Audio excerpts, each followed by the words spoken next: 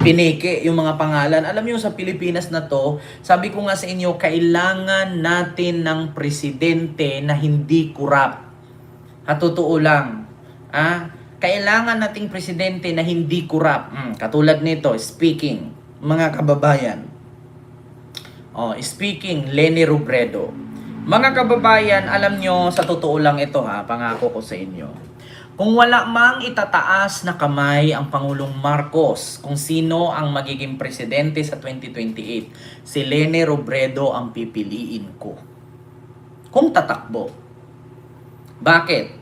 Mga kababayan, bago ko i-play ang video ng survey, kung bakit si Leni ang hinahanap ng tao at pinipili ng mga nanay, magbigay muna ako ng reaksyon.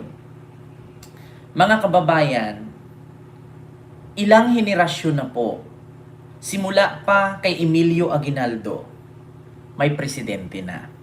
Simula kay Emilio Aguinaldo, hindi nawawala ang kurap at katiwalian. Meron na yan. Kailan pa ba tayo pipili ng presidente na hindi kurap? Sa ngayon mga kababayan, hindi basihan kung babae o lalaki ang mamuno. Hindi basihan na babae mahina, lalaki kasi malakas. Aanhin mo naman yung lalaki kung kurap. Aanhin mo naman yung babae kung may record naman din ng korupsyon. So ngayon para sa akin mga kababayan, kung wala mang itaas si PBBM na presidente sa 2028 at tatakbo si Lening presidente, mas piliin ko si Leni. Bakit? Una, sa ngayon kasi mga kababayan, hindi natin basihan dyan yung nagawa Kurap pala si BBM Ken. Hindi na po tatakbo si PBBM. Tapos na po ang termino niya. At saka pangalawa, sa administrasyon ni Marcos, may korupsyon pa rin. Hindi natin maitanggi yan. Pero yung mga kurap ay yung mga dati na ngayon nakapaligid sa kanya. Sabi ko nga sa inyo, sa Malacanang, kapag nilunok yan, kapag binaha yan at hanggang bubong ng palasyo, 5-10 lang ang lulutang dyan. Malulunod dyan. And the rest, lahat lulutang. Bakit? Ganito yan, kwento ko sa inyo. Sinabi na din ni Percy Lapid yan. Lahat ng nakapaligid kay PBBM, bayad na ng nakaraang administrasyon yan. Inappoint, inutusan, kasi ang nasa isip nila, ganito, bigyan ko kayo ng trivia mga kababayan. Alam nyo sa administrasyon ni Marcos ngayon na kung bakit si Marcos ay kawawa. Kawawa talaga si PBBM. Bakit? Ganito kasi si Digong bago bumaba yun, may pangako yun sa mga naiiwan niya sa administrasyon ni Marcos ngayon. Una, ganito lang naman yan Si Bongbong, sakyan ninyo. Kasi pag bumaba sa pwesto yan, si Sara ang susunod. Kung ikaw politisyan na kawatan o kurap, piliin mo ba si Marcos na suportahan? Nagalit sa kurap? O piliin mo si Sara ang suportahan para tuloy-tuloy ang pagiging kurap mo? Kawawa talaga si Marcos Jr. ngayon. Bakit? Halos lahat kasi ng nasa gabinete niya, lahat yan ay nahawak sa liig ni Digong at ni Sara. Bakit? Kasi kung ikaw ay isang politikong kurap o buwaya, mas piliin mong suportahan yung susunod kaysa dyan sa patapos na termino.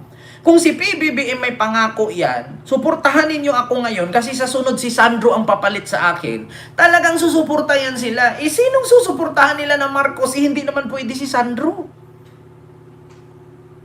Diba? Yun ang isipin ninyo. Kaya talagang mapipilitan silang sirain si PBBM at pakinggan si Sara kasi alam nila sa 2028 tatakbo si Sara. At alam nila na si Sara ay hindi anti-corrupt. Kasi corrupt din. Kung ikaw politiko na kawatan o buwaya, susuportahan ko si Sara. Bakit?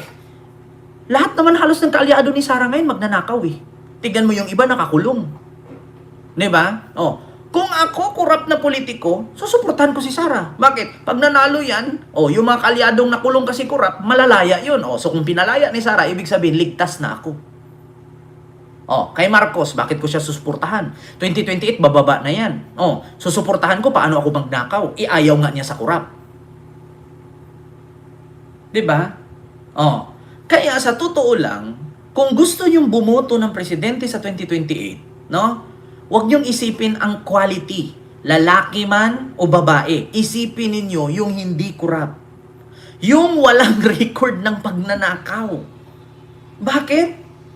Diyan sa corrupt nag-umpisa ang paghihirap Just try to imagine, isang bansa na walang korupsyon. Di ba ang ganda? Kung walang corrupt, ang hospital ang ganda. Kung walang corrupt, ang kalsada ang ganda. Kung walang corrupt, ang bansa ang laki ng sahod. Kung walang corrupt, ang bansa maunlad. Kung pipili ka ng presidente, lalaki. Tapos ang i-compare mo, lalaki ang gusto ko kasi matapang. Tapos may nagawa. Pero pagdating sa korupsyon, kaya sa totoo lang, kung ako papipiliin, hindi ko naman kayo kino-convince, kung walang itataas na kamay si Marcos, si Leni ang pipiliin ko. Bakit? Kahit babaliktarin natin ang mundo, wag nating i-underestimate na babae si Leni. Nanay ko babae. Lola ko babae. Kung hindi ako ipinalaki ng nanay ko at ng lola ko at ng mga tiyahin ko, hindi ako maging ganito. Huwag nating i-underestimate si Leni. Kasi, sa totoo lang, record ang titignan natin record. Korupsyon. Pagdating kay Sara, kasi babae si Sara, anong issue niya? Confidential fund. Sige nga. Sino pa? Gustong mga tumatakbong presidente sa 2028. Kay Sara pa lang lagapak na Sino pa ang lalaban kay Sara? Kung tatakbo si Risa, hindi tatakbo si Leni. Pero kung hindi tatakbo si Risa, si Leni ang tatakbo. Ganun lang yun. Eto. Kay Gibo Chodoro.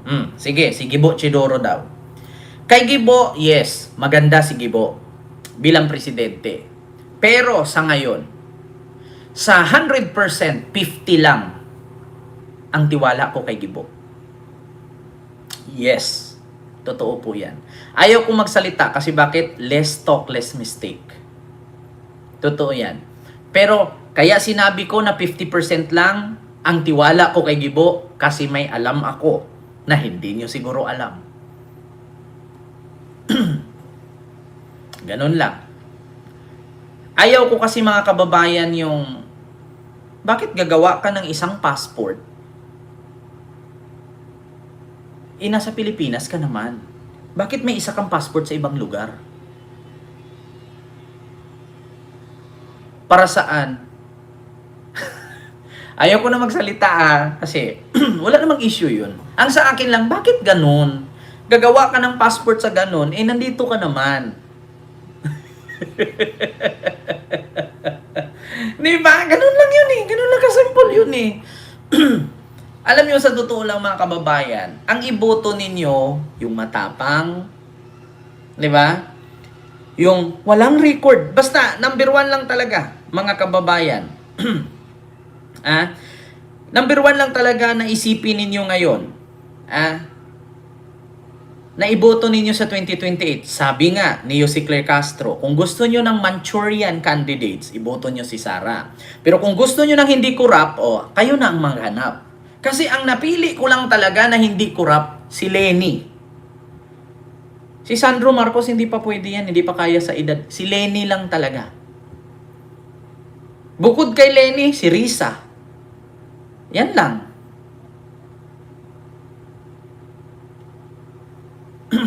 Si Leni, si Risa, si Trillanes dapat, hindi man sila magsitakbuhan. 'Di ba? Tapos ito yung video, mga kababayan. Kaya nga ang naiisip ko talaga, sa totoo lang, etong napanood ko na video, dito, napagtanto-tanto ko nga, oo nga naman. Kasi kung ang piliin mong presidente ay walang record na corrupt, edi maganda. Di ba? Kasi hindi corrupt, kasi sa corrupt nag-umpisa ang kahirapan eh. Kung walang corrupt, walang mahirap. Pakinggan ninyo. Bukas na po yung presidential election. Sino po sa mga yan ang iboboto nyo? Ito po si Martin Romualdez, Sara Duterte, Leni Robredo, Tulfo, Gibo Chodoro, tsaka Amy Marcos. Dito pa rin ako kay Robredo. Robredo pa rin po kayo, ma'am. Kayo, ma'am. Sino po? Ganyan. Bakit po si Ma'am Leni po? Mas... Basta, hindi corrupt. Hindi corrupt. Bukas na po yung presidential election. Diba? Nanay na yan, oh. Lola na yan. Hindi corrupt. Kasi kahit baliktarin natin si Leni, wala naman talaga siyang corruption na issue. Kaysa naman kay Amy. O, pagdating kay Tulfo, 50-50 ako kay Tulfo eh. Diba? Pagdating kay Tulfo, 50-50 ako eh. Sa totoo lang, sa mga tumatakbo, Leni, Sara, Tulfo, Amy. Dito na ako kay Leni. Di ba? Kay Leni na lang ako. Sabi ni Mark Munoz, Leni is scared. Alam niyo, sa totoo lang mga kababayan, ito, ayaw ko naman kayong i-convince kasi ako to eh. Kayo yan eh. Sa inyo na yan. Sa akin din to. Presidente ka, tapos magpaminggoy-minggoy ka. Walang ganong presidente, mga kababayan. Eh, hindi naman natin yan makalimutan. Si PBBM nga, tinawag, hindi pa nakaupong presidente, tinawag ng week. Diba? Nakita nyo naman. So, kung ngayon sasabihin natin, ayaw ko kay Leni kasi matakutin, si PBBM nga, diba? Yeah? Si PBBM nga, tinawag nilang weak. Wala daw magawa. Weak leader, bangag, adik. Oh. Eh, ba't ngayon? Kinakatakutan siya ng mga Duterte. Diba? Actually, mga kababayan, huwag nating i-underestimate. Actually, si Leni kasi, hindi na kasi natin pwedeng baguhin yung ugali niya. Pero kapag alam mo naman alam nyo naman kung kayo ang nasa sitwasyon na maging presidente kayo. 'Di ba? Kung kayo ang nasa sitwasyon na maging presidente kayo, hindi naman siguro kayo magwiwik-wik, hindi naman siguro kayo maglalamya-lamya. Presidente ka na eh. Alam mo na yung function mo eh. Kaya nga sabi ko sa inyo mga kababayan, pag bumuto kayo ng presidente, yung may pinag-aralan, huwag kayong bumuto ng yung, Diyos ko, sa Englishan palang bagsak na. 'Di ba? Wag muna nating i-underestimate. Kasi ang sa akin lang mga kababayan, kung pagbabasihan natin yung hindi corrupt, si Leni lang talaga ang hindi ko nakikita, ang nakikita kung walang korupsyon na issue. 'Di ba? Sa ngayon, kung may itaas naman si PBBM na gustong maging presidente, pero hindi porket itaas ni PBBM yan, ay ibuboto ko. Siyempre, pag-aaralan ko muna. Kung ang itaas ni PBBM dyan, ay hindi natin magustuhan, ipipilit natin? Hindi sa ganun. Hindi porket supporter tayo ni PBBM at ang itaas niya ay hindi natin magustuhan, ay hindi. Kaya nga tinawag na eleksyon kasi kanya-kanya tayo eh. Di ba? Hindi na matatawag na eleksyon yan kung ang gusto lang ng isa ay ang masusunod. Di ba? Kaya nga tinawag na elect. Di ba? Ganun yun. Di ba, Mamarites Mosne? Oo, alam niyo sa totoo lang sa akin kasi ang nakikita ko ngayon talaga na kwalipikado for president na hindi corrupt si Leni lang. Pero kung hindi man si Leni tatakbo, si Risa. Kay Risa naman may issue siya sa yung tinawag nilang PhilHealth. Diyan kasi yan si Risa mapipilayan sa PhilHealth. Pero ilang beses na po sinabi na hindi po sangkot si Risa diyan kasi hindi naman po siya miyembro sa committee na hahawak sa PhilHealth. Walang sangkot si Risa dyan. Pero yan talaga ang pambato nila kay Risa, yung PhilHealth. 'Di ba? So, para sa akin, at this time, wala pa naman, layo pa ng 2028, si Lenny talaga ang nakita kong maganda. 'Di ba? Ano nga ba ang definition ng weak, Ken? Sabi ni Ma'am Ima Baticos. Sa totoo lang, no, hindi ko isasabi dito yung totoong definition ng weak. No? Ang totoo para sa akin, ang definition ng weak ay yung nakakulong na hindi makalabas. Ang definition ng weak yung magmura ka ng magmura pero wala kang ginawa. No? Idinadaan mo sa pagmumura para makita ng tao na magaling ka, matapang ka, at maisog ka. Pero in deep inside, wala kang kwenta. Yun ang definition ng weak na sinasabi nila. Hindi po weak ang matatawag sa isang tao na idinadaan sa tamang proseso. Hindi naman po matatawag nating malakas at matapang yung kapag may nakita kang kriminal ay ipapapatay mo agad, no? Hindi po hindi po weak ang tawag sa isang presidente na kapag ka nakita mong nagdroga ay idaan sa tamang proseso kasi yan naman talaga ang process. According sa batas, according sa law, kung may nakita kang nagnakaw or nag-corrupt na politician, hindi mo po pwedeng patayin diretso yan para sabihing matapang at malakas ka. Idaan mo sa tamang proseso. Kasi in case, instead na ikaw ang presidente at ikaw ang masusunod, bandang huli, ikaw ang mananagot at ikaw ang makukulong. Na which is nangyari kay Digong yan ngayon. Aanhin mo ang kamay na bakal na in the consequences at pagdating ng panahon, ikaw yung magsasuffer. Hindi weak ang galaw ni Marcos. Ang galaw ni Marcos, ang tawag dyan, decente and to process. May procedural kasi yan, mga kababayan. May proseso yan. Hindi porket si Marcos ay wala agad na pakulong, ay weak na siya. Hindi po. Kung alam nyo ang process ng batas, ako hindi ako abogado Alam nyo ang process ng batas. Pag nakita mong nagdroga, wag mong barilin yan agad kasi wala sa saligang batas or sa Philippine Constitution or Republic Act 1, 2, 3, 4, 5 hanggang 500, wala pong nakalagay sa saligang batas na kapag nakita mong gumamit ng droga ay patayin agad. Walang ganun. Kaya tignan ninyo ang nangyari kay Digong. Ang totoong weak ay si Digong. Hindi mo pwedeng idaan sa dahas Para matapos ang problema, patayin mo? Hindi. Para matigil ang issue, para tahimik ang issue, ipapatumba mo. Yun ang totoong weak. Hindi ka marunong humarap sa katotohanan. Kaya ang gusto mo, patay agad. Yun ang totoong weak.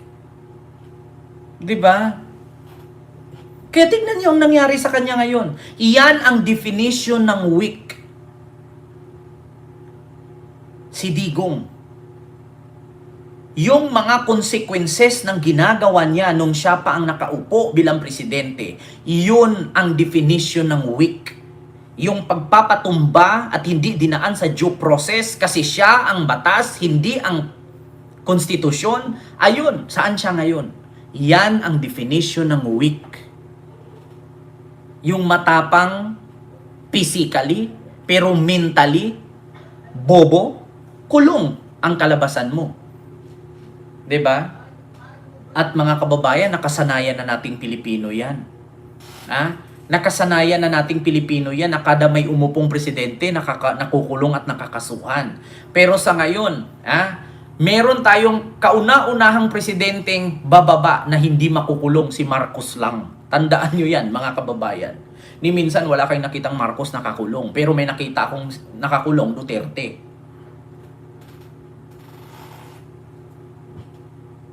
Diba? Yun mga kababayan. Kaya ngayon mga DDS, alam nyo na ang definition ng weak. Alam nyo na ang ibig sabihin ng weak. Si Digong ang weak. Hindi porket magaling ka magmura, ay magaling ka na at matapang ka. Yung iba kasi dinadaan sa mura para makita ng tao magaling siya. Pero hindi, deep inside nun, dinaan nila sa mura kasi alam nila sa sarili nilang weak sila. Ganun yon, mga kababayan. Kaya, pagdating kay Lenny, pag sinabi nating matakutin, babae, mahinhin, mga kababayan, Sa ngayon mahinhin kasi nga nasa mababang level, local government lang siya eh. Pero alam naman po siguro natin na kapag ka naging presidente yan, syempre hindi naman niya po siguro hahayaan. Presidente ka tapos maglamya-lamya ka, hindi siguro ganun. Yeah? Si PBBM nga. 'Di ba? Si PBBM nga sinabihan nilang weak. Pero saan yung weak ngayon? Eh halos lahat sila. Akala mo, yung mga isda na parang binubudbura ng ano, alam niyo yung lason, yung lagtang. Alam niyo yung sa probinsya, yung gata nung ugat ng kahoy na didikdikin mo tapos yung gata niyang kulay puti, magugulat kayo, yung mga isda nagtatalunan. Di ba? Oh. Tingnan niyo ngayon, sa ginawa ni PBBM, kung weak si PBBM, eh bakit halos lahat ngayon ng mga DDS ay hindi mapakali nang akala mo yung mga bulating binubudbura ng asin. Di ba? Kita nyo naman. Oo, ganun yun, mga kababayan. Sa totoo lang, mga kababayan, ang para sa akin, ang kwalipikado ko lang, para maging presidente, ayaw ko ng corrupt, si Leni lang talaga. Oo. Kung walang itataas si PBBM na Pangulo sa 2028 at kung tatakbo si Leni, hindi na ako magdadalawang isip, si Leni na ang susuportahan ko. Kasi kung itatanong ninyo, may issue ba siya? May sangkot ba siya sa korupsyon? Meron ba siyang ninakaw? Wala. Maliban na lang sa issue sa kanyang lutang. Natural lang naman mga kababayan, mahinhin si Leni. Kasi bakit yan eh, Bicolana eh. Alam nyo naman. Diyos ko, nanay. At saka, yung anak niya puro babae pa lahat. Alam nyo naman, Diyos ko, saan ba kayo Sino bang may gusto ng nanay na ang bunganga Armalite? Sige nga.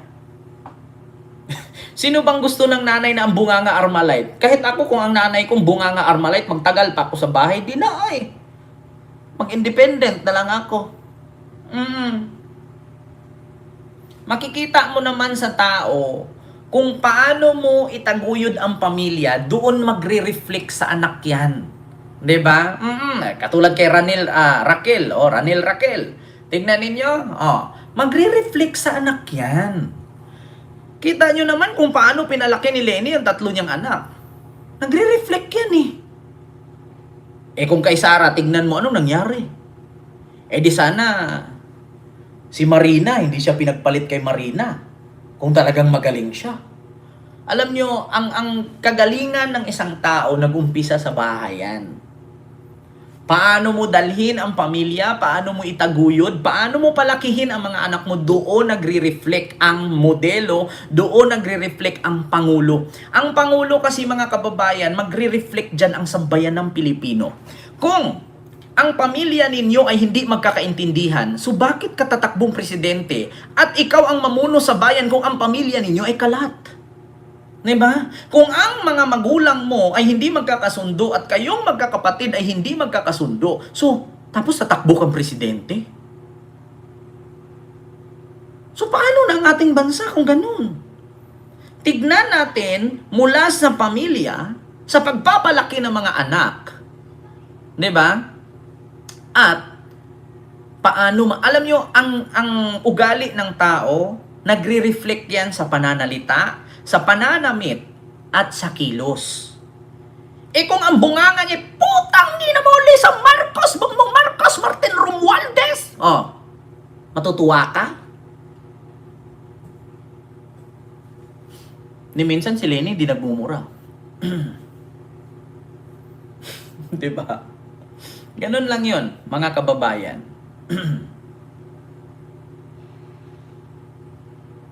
Ganun yun, mga kababayan. Sa totoo lang, ang makakapagpaunlad at makapagbago sa ating bansa ay disiplina sa sarili. Kung meron tatayong nanay sa ating bansa na magaling magdisiplina at magtaguyod, hindi natin idaan sa dahas at sa kamay na bakal. Kung merong problema, solusyonan. Hindi mo idaan sa pagmumurahin mo yung mga opisyalis. Walang opisyalis na susunod sa iyo kung puro ka saywar. Kahit sa trabaho, mga kababayan. Sino bang hindi nakapagtrabaho dito?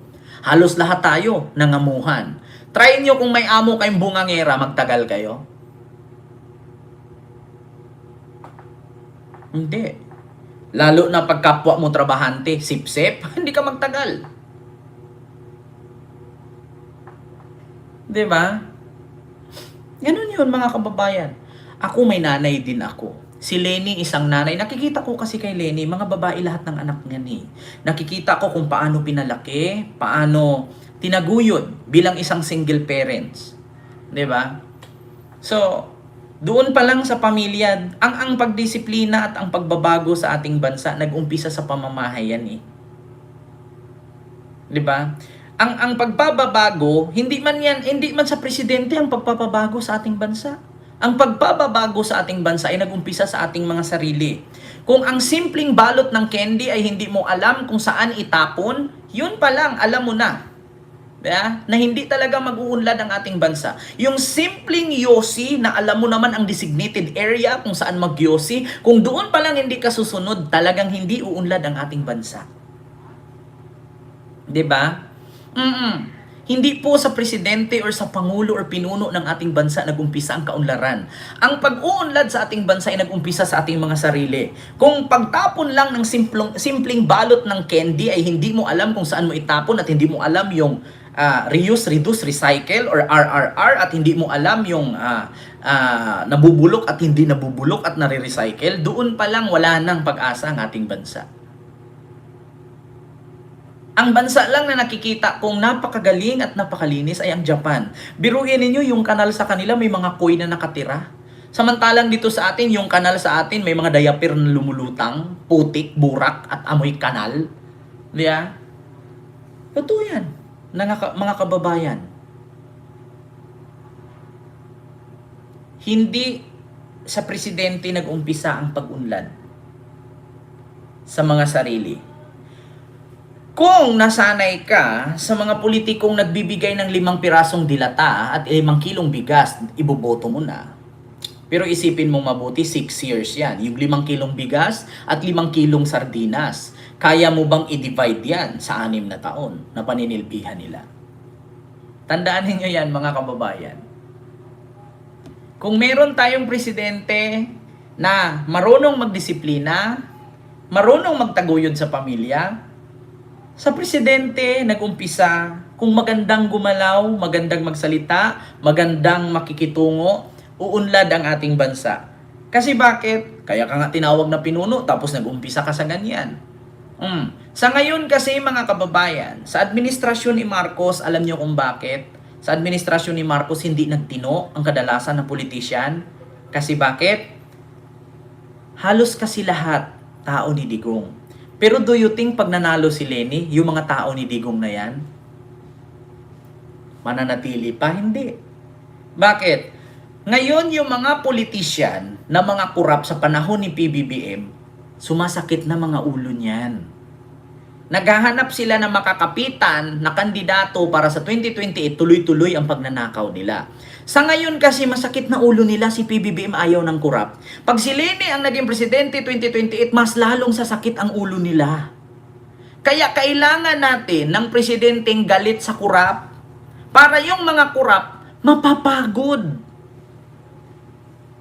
Kasi kung pipili tayo ng presidenteng kurap, hindi mapapagod yung mga buhaya na yan. Kaya kailangan natin presidente yung galit sa kurap. Para unti-unti silang matitigil kasi ano pang ikukurap nila kung ang mismong presidente ayaw sa kurap.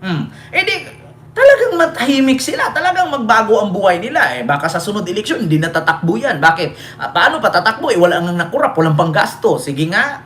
Alam niyo sa totoo lang mga kababayan, ganito lang kasimple Yung mga politician na kurap ngayon, sumasakit na mga ulo niyan. 6 na taon walang mananakaw. Bakit? Ayaw ni BBM ng kurap.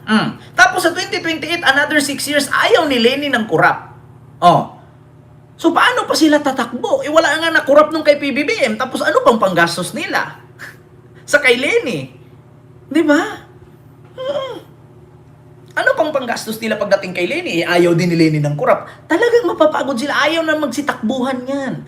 Paano? Ngayon, subukan mong tumakbo, biglang kongresista, wala kang pera. Hindi ka mananalo. Saan nagaling na ng pera nila kung sahod lang nila ang pagbabasihan? Hindi po tugma ang kanilang pinamigay kasi sinasahod nila. 6 na taon ka ang sahod mo, 200,000. Magkano lang yan? Kaysa sa binigay nila daan-daan milyon. Sige nga, kung magkaroon tayo ng presidenteng galit sa kurap, paano sila magkurap? Pag sumunod, si Leni naman ang presidente, ayaw sa kurap, paano sila mangurap? Wala na silang itakbo, wala na silang pundo, wala na silang gagastusin, at mapapagod. Ayaw na nila yan tumakbo. Bakit? Tatakbo pa tayo, wala naman tayong makurap. Kaya nga tayo tumakbo dyan para kumuha tayo at magnakaw tayo. Kasi may kasabihan nga tayo, ang magnanakaw, magnakaw muna bago tumakbo. Pero ang politiko, tatakbo muna bago magnakaw. Di ba? Sino bang Tanungin ko kayo, sa 2028 kung manalo si Leni, sino pang tatakbo na corrupt na politician? Alam nyo naman, ang batas ni Leni, transparency lahat. Isa yan sa nabiliban ako kay Leni kasi ang adhikain ni Leni or yung kanyang agendum ay transparency. So, mula BIR, COA, Immigration, DPWH, lahat ng ahensya ng gobyerno, transparent. So, wala ka talagang makurap dyan at manakaw kasi ang batas ni Leni is transparency. Yan ang isa sa nagustuhan ko kay Leni. Yung kanyang advocacy is transparency. So simula DPWH, COA, BIR, Immigration, Bureau of Customs, alam ni Leni na yan ang pinaka-anim na malalaking ahensya sa Pilipinas na pinakakurap. Alam niyo ba ang batas niya? Transparency. Ngayon, paano yan kung pag transparency hindi mo maipresent ng ayos? Kulong ka. 'Di ba? Ganun yun mga kababayan. Isipin ninyong mabuti yung panukala ni Leni, transparency. Diba? Pag transparency,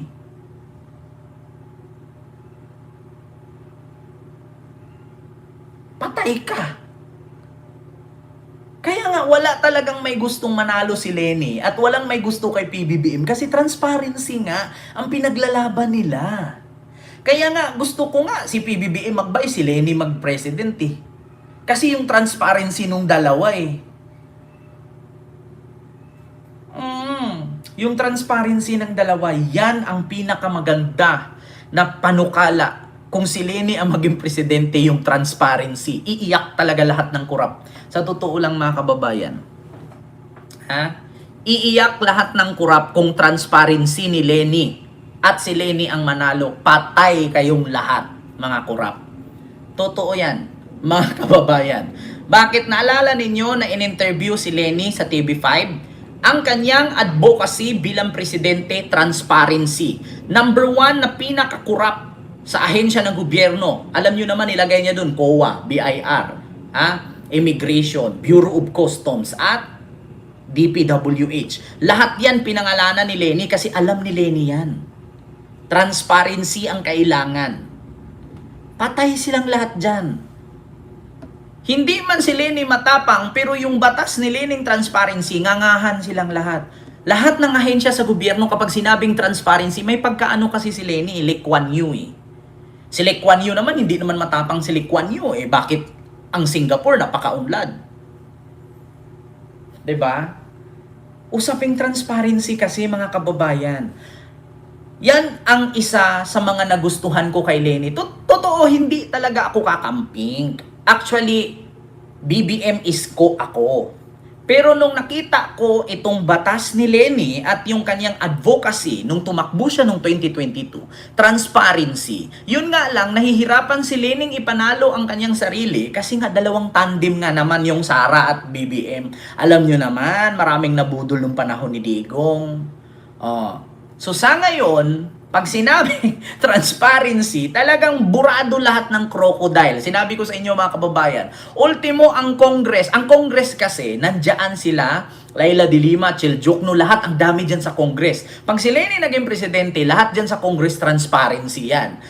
Nandiyan pa si Bam, si Kiko, si Risa, nandiyan sa Senado. Pag yan ay nag-president si Leni, pag transparency, lahat yan, ubos. Yan ang pinakamagandang panukala ni Leni. Ang transparency advocacy niya bilang presidente. 'Di ba? Ganon yan. Nandiyan eh.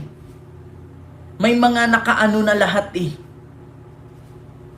Nakalagay na sa Congress, nandiyan na sila Dilima. Sa Senado, nandiyan na si Bam at si Kiko, si Risa. Kumpleto na eh. Oh, ang kakatakutan na lang natin, ang vice presidente. Kung hindi kaalyado ni Leni, patay tayo dyan. Sa bagay, kung hindi naman niya kaalyado, wala namang problema kasi si Sara nga ngayon, wala rin namang kwenta, wala namang nagawa. Ang presidente pa rin naman ang nasusunod. 'Di ba? Yan ang maganda ngayon kay Leni, yung transparency. Lahat naman tayong tao, mga kababayan, transparency naman talaga ang hinahanap natin. Nang makita natin yung pondo ng COA, ng BIR, ng Immigration, Customs, DPWH, kung saan-saan pa yan, lahat ng ahensya sa government ay transparent, maganda yan. Paano pa sila magnakaw? Sige nga, tanungin ko kayo mga kababayan, paano pa kaya sila magnakaw kung lahat ay nakaliquidate, lahat nakatransparent? Paano sila magnakaw? Yun ang tanong ngayon. Kahit kayo mga kababayan, tanungin ko kayo, paano sila magnakaw? 'Di ba?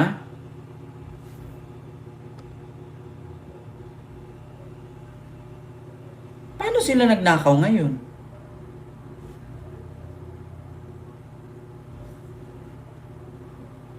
So yun po yun mga kababayan.